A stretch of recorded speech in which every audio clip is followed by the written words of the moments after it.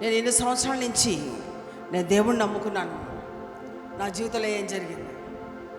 దేవుడు నాకేమీ చెయ్యలేదు కాబట్టి నేను దేవుణ్ణి నమ్మను. నాకు దేవుడు అవసరం లేదు, చర్చ అవసరం లేదు, నా జీవితంలో దేవుడు ఏమీ చేయలేదని చాలామంది అనుకుంటారు. ఇలాంటి సమయంలోనే దేవుడు మనల్ని చూస్తాడు.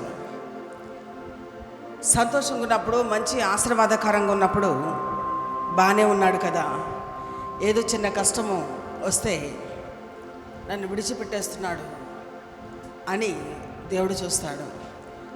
ఏ సమయమైనా, ఎట్లా ఉన్నా, పరిస్థితులు ఎలా ఉన్నా కానీ మనం దేవుని సన్నిధిలో కొనసాగిపోవాలి. అందుకని దేవుడు యోబుని ఎందుకు దీవించాడండి? రెండంతలుగా మంచి సాక్ష్యం ఇచ్చాడు. నా సేవకుడని యోబుని చూసావా? యథార్థవంతుడు, నీతిమంతుడు, మంచితనం గలవాడు, అన్నీ అదే సాక్ష్యము. అన్నీ పోగొట్టుకున్న తర్వాత కూడా దేవుడు ఇవ్వగలిగాడు. ఎందుకో తెలుసా?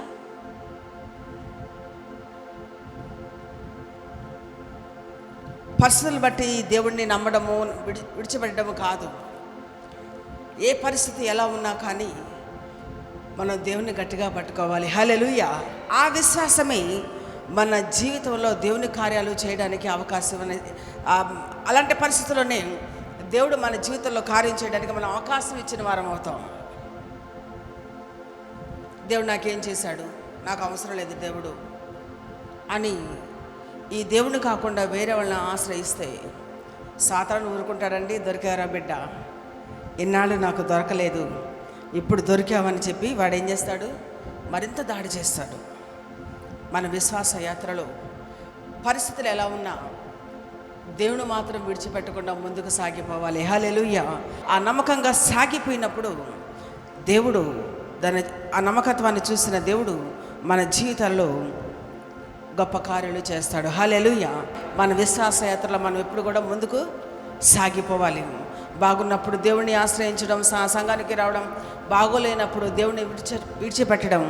అలా ఉంటే మన జీవితాల్లో దేవుణ్ణే కాదు, దేనైనా విడిచిపెట్టేస్తాం.